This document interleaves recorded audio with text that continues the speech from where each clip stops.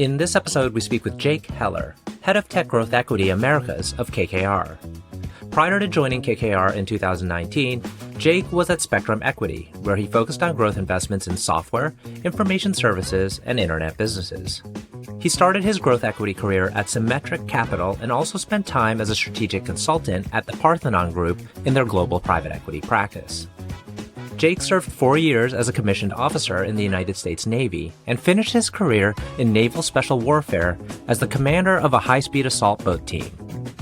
He is a decorated veteran of Operation Enduring Freedom and Operation Iraqi Freedom, including the Bronze Star with distinction for Valor in combat. I'm your host, RJ Lumba. We hope you enjoy the show. If you like the episode, click to follow. RJ Lumba is the managing partner of Growth Cap and the executive chairman of Market Insight Media. He is the host of Growth Investor, a podcast featuring today's best investors, executives, and founders. In the minutes ahead, we'll uncover insights and strategies for accelerating growth and succeeding in business. Jake, thank you so much for taking the time to chat with us today. It's a delight to be with you. RJ, thank you very much. Pleasure to be here. I always like to try and start somewhere interesting. One thing about your background that caught my attention was that you were a detachment commander in the Navy. I did some research trying to figure out what the role entails. You did it for quite some time, several years. For the benefit of our audience, can you describe that position and what you did for the Navy? Sure, I'd be happy to. So the detachment commander is a reference to the special boat teams in the Navy. And for folks who may be a little bit less familiar, Naval Special Warfare is really broken down into two groups, the Navy SEALs and the special boat teams, otherwise known as Special Warfare Combatant Craft Crewmen. And after I'd spent a little bit of time in the fleet, I got selected to go into Naval Special Warfare, and I was assigned to the special boat teams. So I was the detachment commander of what's called a Mark V detachment. And what that means is I had 2 boats, a number of Special Warfare Combatant Craft Crewmen assigned to me. The boats were called Mark Vs. Well, Mark V is now retired, which makes me feel old. But the Mark V is just what it sounds like. It's a high-speed assault boat. It's about 82 feet long, 17 feet wide, 100,000 pounds, twin 235 horsepower jet engines. And the primary mission is the insertion and extraction of special operations forces, be it Navy SEALs. It could be other special forces units within the United States military. It could also be international forces that we had a chance to work with over time. And so my job was to be the overall mission commander for any of the activities that we were engaged in. And that sort of evolved just given the time that I was in teams. And our primary partners and all that were the Navy SEALs, and I was deployed with SEAL Team 3. Yeah, I think it's particularly admirable given, you had graduated from Harvard. It may not be a typical path to go do what you did. What was it that led you into doing that for 8 years or so? So, to be honest, it was really just about finding a way to pay for college. I had dreams and aspirations of being a scholarship football player in college, and turns out I wasn't good enough for that. So I was, looking for different ways to pay. I came from a place called Brockton, Massachusetts. And when I was on a trip to one of the colleges, I met with a Navy recruiter who told me about the ROTC program. And in pretty short order, I was lucky enough to be awarded a Navy scholarship, and then I was accepted to go to Harvard. I did have an amazing experience on the Harvard football team. But with that ROTC scholarship was the requirement and the commitment to serve 4 years on active duty and 4 years in the inactive reserves. And so it was a lot, in college in terms of the extra requirements, required an extra class every semester. And at the time, ROTC had been kicked off campus. And so I had to take all my Navy classes and training at MIT. And then upon graduation, I was commissioned as an ensign or an O1 in the United States Navy and served on active duty for 4 years. And that was in June of 1999. And then again, spent 4 years on active duty, primarily stationed in San Diego. I imagine much of your experience, within the Navy and within your roles plays a part in how you operate day to day, even in business and investing, in competitive situations, in building out a team, maybe that others may not have the benefit of, that kind of background. Can you share with us a little bit about maybe things that you've taken from that experience? Absolutely. And RJ, I think you're exactly right. Again, for a lot of reasons, those are such formative years coming directly out of undergrad at 22 years old. So they're formative years in general. And then, I think a military experience in any way is a very formative experience. And I fortunately happened to be in at a really unique time in our country's history. So, when I initially got in, it was sort of fairly peacetime where our military had been administrative for a long duration. But I was off the coast of Pakistan for 9/11 and then was forward deployed for operations in Afghanistan and the war in Iraq. And so what is a formative experience otherwise became incredibly formative. And so I think for me, it was an incredible experience, one of the penultimate experiences of my life, maybe other than having children, that helped shape the way that I think about leadership and management. And people come into the role that I'm in today in all kinds of different ways, some more common than others. And I don't like to over glorify the experiences that I had or over dramatize the experiences that I had in special warfare. But the only thing I would say is it just gives me a different perspective. It doesn't necessarily give me a better perspective. It's just a different one than potentially having come through a more common path. And that different perspective, I think, informs two really important parts of the job. And it's two things that we think about and we talk about a lot here. It informs my perspective on partnership with the world's best entrepreneurs in growth technology companies. It informs my perspective in the best of times and in the challenging times. And I think it informs my perspective around leadership and management and the culture that we're building within our growth team and building upon that KKR has established over a half a century. And so, it's just the little things, and it's always about the little things. But when it comes to partnership with teams, it's a very ingrained notion that it's never as good as you think it is or as bad as you think it is. It's things like plans rarely survive first contact with the enemy. It's the importance of having a plan and being flexible enough to deviate from it and keeping a low resting heart rate when challenges arise. And they always do. And then internally, it's about a fundamental recognition that anytime you walk into a room or anytime you get into a newer environment, regardless of the age, rate, rank of anyone who happens to be in that room before you, they know something you don't. It could be, what I always joke around about is it could be they know where the exits and the bathrooms are, but it's something you don't know. And, the opportunity to look at individuals like that and try to extract that information in the best way possible, trying to recognize and respect and understand versus humility over arrogance.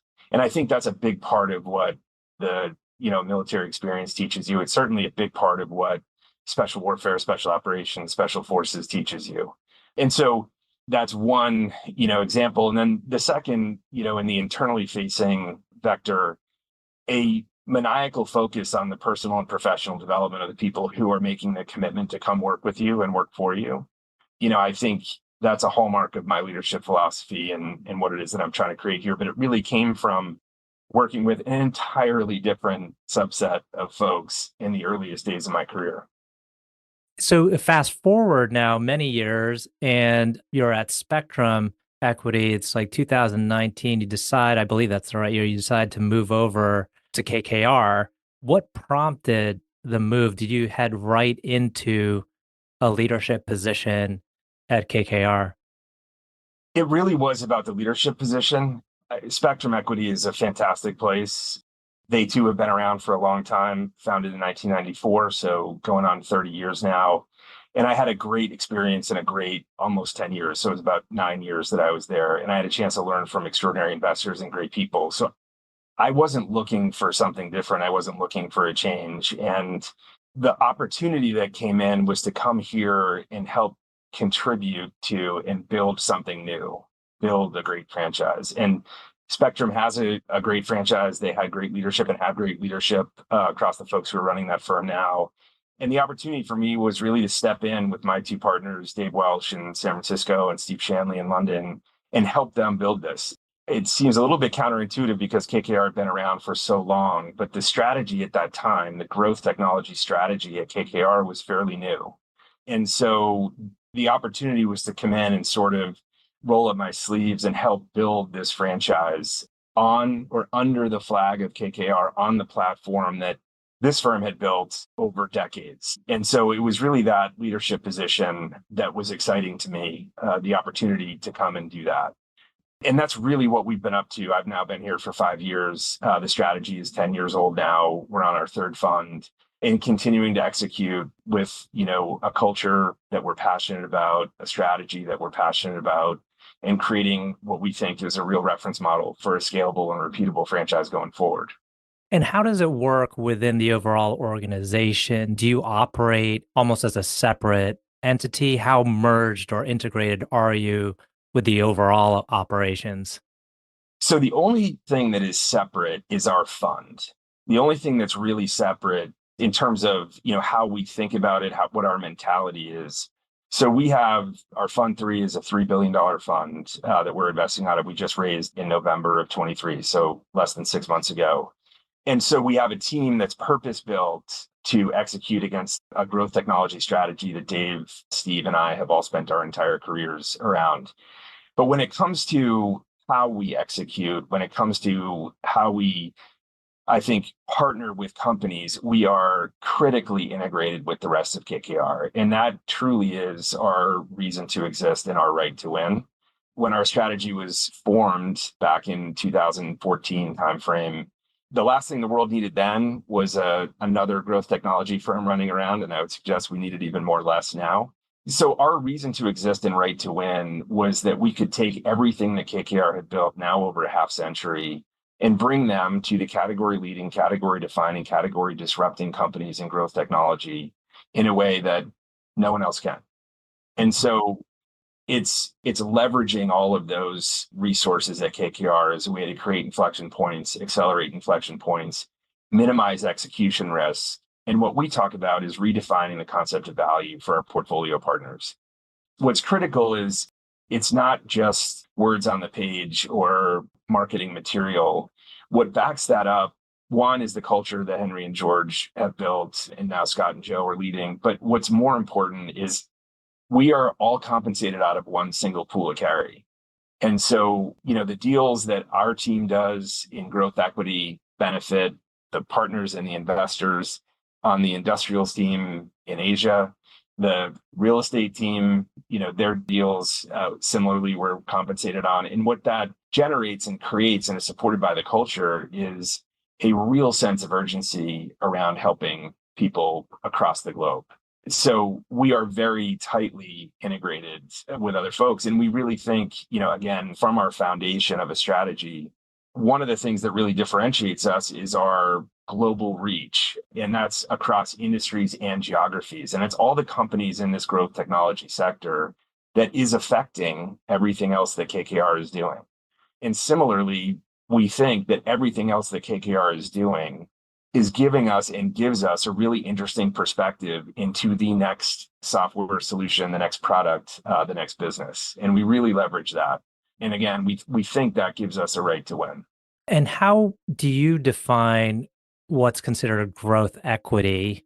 And then the second part to that question is, can you share with us one of the deals that you've done that kind of exemplifies growth equity? Sure. So, and again, especially, sort of in the last 3 years, growth equity has been confusing. What was formerly, pretty defined Series A, B, and C, I feel like the alphabet has been on speed, especially in the 21 timeframe. But for us, growth equity is clearly defined as a business with real scale, real products selling into real end markets. And I'll define that a little bit further, but that means we don't take product risk and we don't take market risk. We start talking to companies. We have a proactive origination strategy. We've got a team of extraordinary young people who are accessing entrepreneurs very early in their journey. And we start talking to companies when they're $5, $6, $7 million of revenue. We start getting really excited about those businesses from a partnership perspective when they're reaching 15 or 20 million of revenue or ARR. And then, of course, some of our businesses are well north of 100 million. And so for us, we think of growth equity as, again, established businesses with real products selling into big end markets that have demonstrated they've crossed, a threshold where product and market risk are behind them. They're in the rearview mirror. And then from an investment strategy, again, not atypical from a lot of players in the space, we're agnostic when it comes to minority or majority. Control means very little to us. What we're looking for in, category leading, category defining companies is violent alignment with management teams and existing shareholders. And so historically, north of 70% of our investments have been minority investments.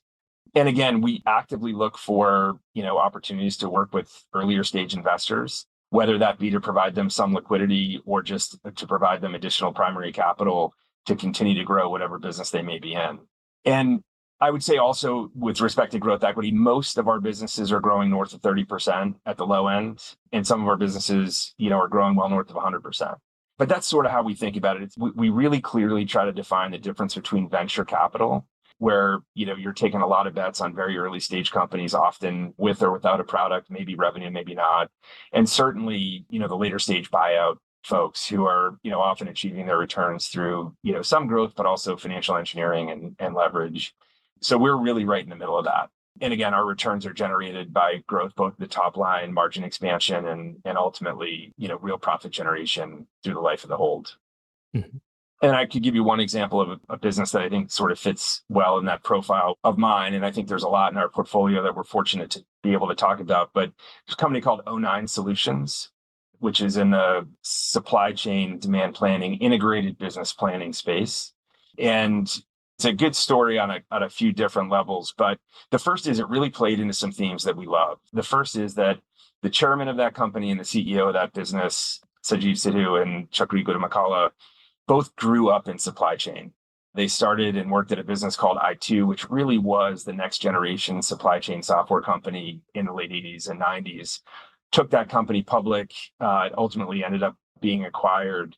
And they sat out and thought, what would it take to really build the next generation software solution, a true single instance, multi-tenant, cloud-based platform to disrupt industry. And not only disrupt the industry, but our chairman, Sanjeev, has a true global goal. And I think it's consistent with what supply chain optimization can really do across much more than just helping getting product onto shelves. The business was bootstrapped by Sanjeev, Chakri, and their partners. So they'd not taken any institutional capital. Very hard to get in touch with them, which we love and is kind of a hallmark of our businesses. But ultimately, what we really got conviction about, one, was the legacy and the history of Sanjeev and Chakri and their team. And then secondly, with no institutional capital, no outside capital, they were able to knock down the blue chip premier customer in every vertical where they dipped their toe. And today, amongst their customer ranks, there are companies like Walmart, Starbucks, AB InBev, Nike, L'Oreal, ExxonMobil, et cetera. And it truly was become, and we believed they had the best solution in the space, fighting against a bunch of legacy players. So the likes of SAP or another company called Blue Yonder, Kinaxis, and then a sort of more of a newer, more modern company, but not specifically focused on supply chain, and Anaplan.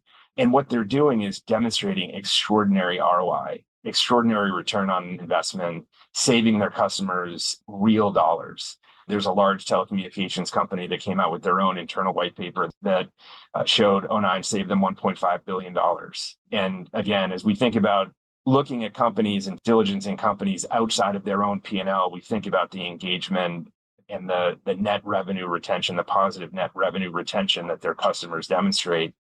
And '09 now has, I think, 6 customers that are paying more than $10 million a year for their platform. So we got really excited about that one. We were in a small, non-banked, but very competitive process to be their first institutional investor. And what was interesting about that one is we signed the term sheet, I believe it was a Thursday night. I think it was either March 11th or March 12th of 2020. So staring headlong into COVID. And I think there were some things we knew, and to be very honest and humble, there were some things we did not know at all with respect to what COVID was going to bring. What we did know was that, and we had deep conviction that '09 had the best platform in the industry, a platform that was poised to disrupt supply chain demand planning.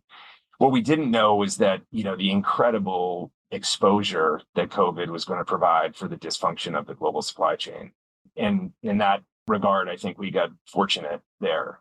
We've since continued to invest in the company. We brought on 2 great partners in General Atlantic and Generation Investment Partners. And we're continuing to back and support a great management team, work with and partner with a great chairman in Sanjeev. And we think there's a lot of fun and interesting opportunity in front of that business. That's an excellent example of how you invest, how you partner up. I'm wondering, for the benefit of the CEOs listening out there who may not currently have an investor but is contemplating it, how would you best differentiate your approach versus other growth equity firms out there? I'll focus on us and try to talk about what we talk about and how we think about partnership. And the first is, I tell all CEOs and entrepreneurs that I do not have the Midas touch. And if they're looking for the Midas touch, I usually recommend Twitter because it feels like everybody on Twitter has the Midas touch and maybe easier to do after the longest bull run in the history of the modern US economy. But instead, what we do have are two things. One is access to the KKR platform. And so when we think about the kind of company we're looking for, we break it down into a pretty simple explanation. It's a business that sits at the intersection of two critical themes. The first is category leading, category defining, category disrupting. Good news, bad news. Everybody else is looking for that too. The second axis of that intersection is every bit, if not more important to us, which is, can KKR help? Can we leverage all the things that our firm has aggregated over the last 50 years as a way to redefine the concept of what it means to be a value-added partner? And so it's our global reach with offices in, I think now 23 cities and 16 countries, our network of strategic advisors, our internal consulting operating group called Capstone, our capital markets team that helps our portfolio companies across the entire capital raising journey, all the way up to pre-IPO readiness and training. It's our people inside of KKR, folks like Henry and George, who still come to work every single day and are passionate about the companies that we're investing in and want to work for them, want to pick up the phone, want to leverage their experience and their networks. It's folks like General Petraeus and Ken Melman, both my partners here who I work very closely with at times. We're looking for companies that want access and exposure to those resources. And we're trying to use them to redefine what it means to be a partner and the commitment that we're going to work as hard as we can to deliver. And we have a pull, not push mentality. So we don't, sort of come in and tell people what they need or tell portfolio companies what to use. Instead, we try to give them a menu of available resources with the fundamental recognition that their needs and the challenges and the opportunities are going to evolve over the life of our hold. So sometimes it can be real in-depth work with one of our strategic advisors around pricing or go-to-market, or it could be real work with our Capstone team in thinking about post-merger integration, the 180-day plan, the agendas for those first meetings about how to bring two cultures together. And that continually changes and evolves. And we think one of our most fundamental roles on the board, and this sort of gets back to some of the stuff, some of my military experiences, the most fundamental thing we can do on the board is listen. The most fundamental thing we can do is listen and help think and see around corners and then expose the company to the resources that others have built and aggregated over time. And so that's how we think about partnership. And that's how we think about our differentiation in this highly competitive world with a bunch of great investors and great firms around us. Last two questions. One is, can you tell us about a person who has had a profound influence on you? And I know you always ask this question, so I've sort of been thinking about it. And I'll, like other of your guests, I'll name two, and I'll try to make it quick. The first one, I know you hear a lot, but I would say my father for sure.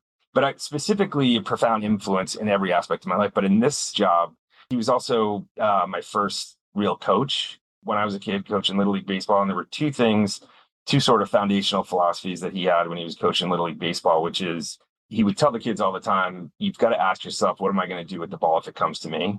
And I love that philosophy and that mentality of how to be prepared and how to think and visualize and mentally prepare yourself for whatever might come your way.